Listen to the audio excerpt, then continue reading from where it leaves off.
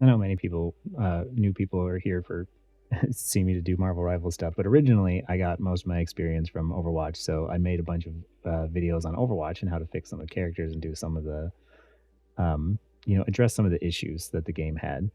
So I'm going to keep making some Overwatch content occasionally here and there, but it'll probably be less and less. But here's one to sort of address like the perks. Um, the perk system, I said I would give it a try, and I played. These are my competitive games, unranked. This is how much I've played of it. Not a lot. The defeats in there are mostly just the fact that it's been so long since I've played that it's really hard to adjust going from game to game, and your sensitivities are not quite totally there.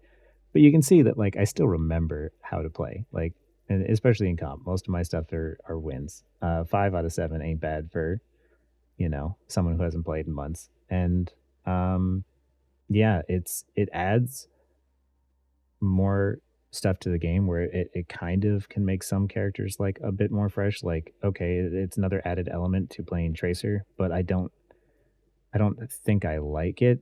Like, blinking Tracer was already strong enough as it was.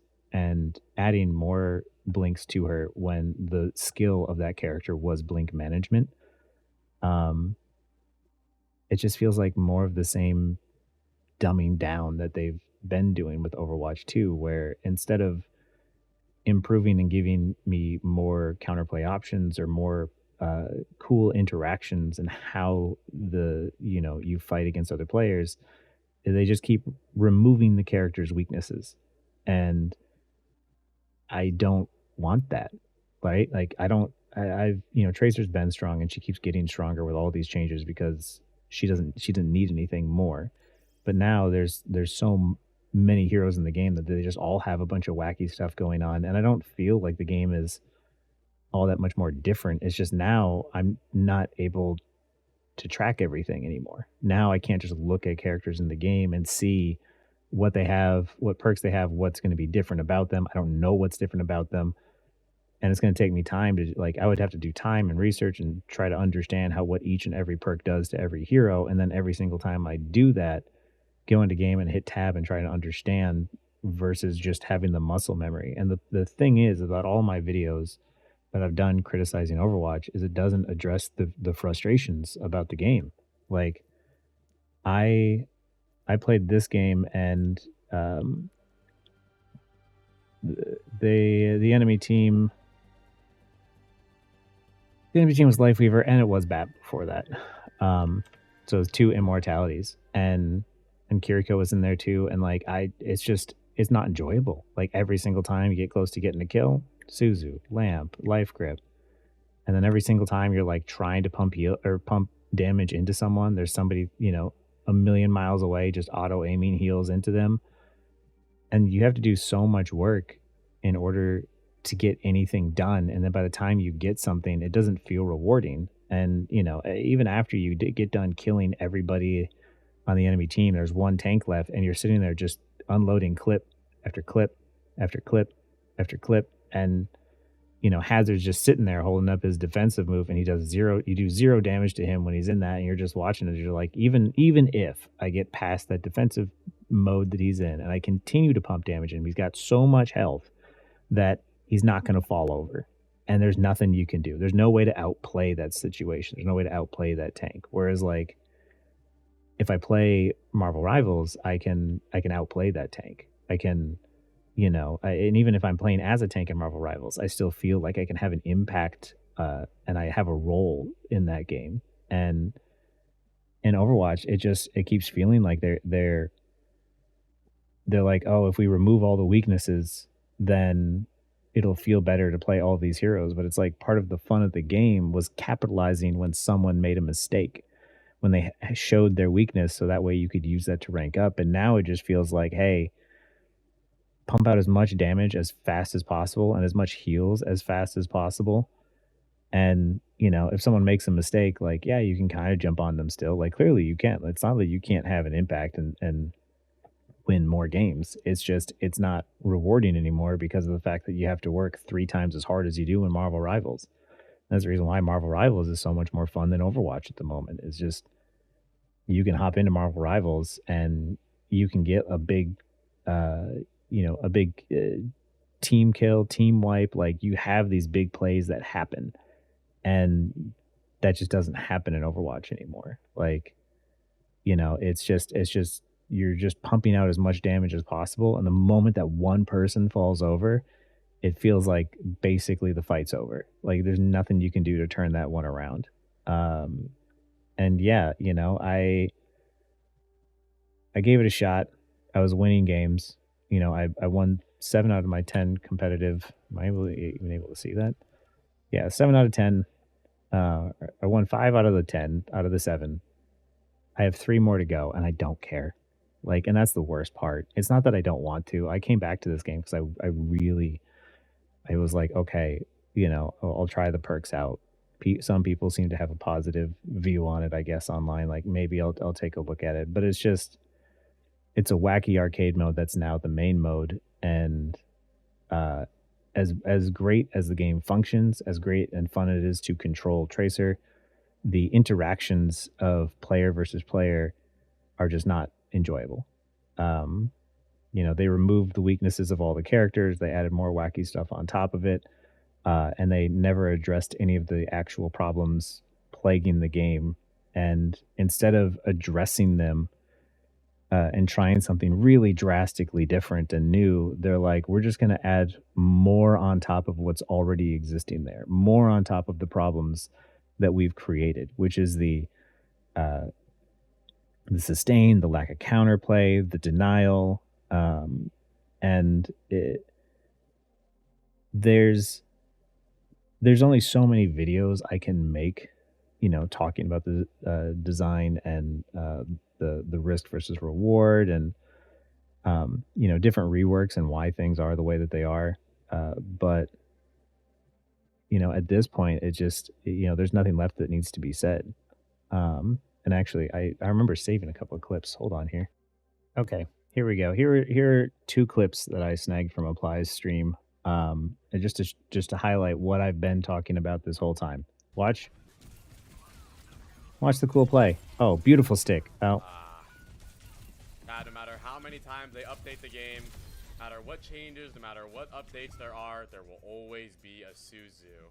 Your defensive ability that you only have to use reactively should not be as valuable as my difficult and harder to aim proactive ability that I need to use skill and skill expression in order to make a play, and all you need to do is react and press E at the ground in order to deny.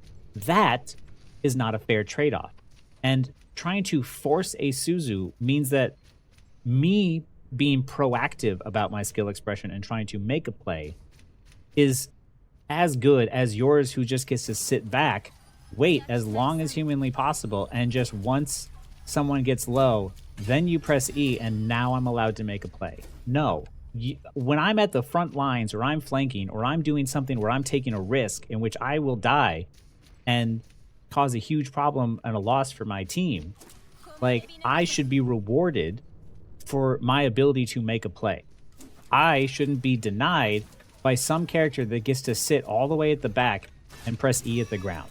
That's not what feels fair. and that's what I mean. That feeling right there that he gets of just putting himself in a situation against his counter where he lands a clean stick, a clean ultimate ability, and Suzu negates it. Like there was skill involved. There was so much he had to track in order to be able to put himself in that position, take that risk, and get nothing out of it, and then end up dying. Yeah, same change. No matter how many times they update the game, no matter what changes, no matter what updates there will always be a Suzu. Right? And you remember my conversation? Remember the one shot conversation video, right? You remember how I said that the problem isn't the one shot conversation, they're the one shots in the game. The problem is that you don't have any way to deal with them. Like we removed the counters, or we removed the weaknesses, which is the reason why the game is now so frustrating and why one shots are more frustrating than they've ever been. Once I get through that enemy defense and I get past the tank, I get past the other DPS, and I get past the supports, and I make it finally to Widow in the background. Let's say I get close to killing her. Let's say I take a duel with her and she's about to die. Well, there are multiple supports who have auto aim healing with no margin for error that will not miss their shots. And if I miss at all, she's not going down. If I throw out a sticky, or even if she gets relatively close to dying, what happens? Life grip, Suzu, pull. So you have all of these other bailout abilities that save the one problematic hero that I had to take risks to close that distance to kill. And now Widow's a bigger problem, right? All of these things, and the reason why, like, why aren't you addressing the one shots? It's like because of the fact that, like, I can play heroes that can fight the people who have one shot capabilities. And I can do so if I take a duel with them as Tracer. But I also realize that a lot of the things that shuts me down, keeps me from killing them, is because of the fact that there are so many bailout denial abilities that are so easy to do that even when at times when I feel like I close that gap and I kill the Widow, there's a bailout ability that or that could keep her alive, or there's a mercy res that brings her right back up, right?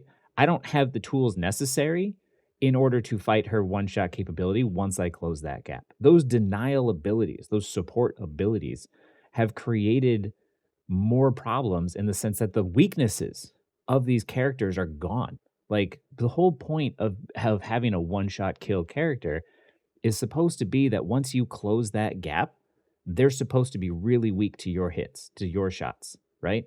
They can still be strong. They might still have a one shot up close. But the point is like once you get up close on them, it's much harder for them to hit that shot. And the thing is like, if I close that gap as Tracer or if I do it as Genji, I am at far greater risk of getting nothing done than if I just hung back and played Ashe or Widow or other characters that just snipe from afar and just shot. Because now you don't have anything to deal with them. Because now, even when you close that gap, every single time, it's what I've been talking about for months. It's what I just keep hammering on. You cannot create abilities that remove players' weaknesses. You need to have those weaknesses in a hero-based shooter. It's the reason why people are having so much fun with Marvel Rivals and why so many new people can hop in and realize like, oh, once it clicks and I can see the mistakes that people make in front of me, I can capitalize on those mistakes and I can win my games.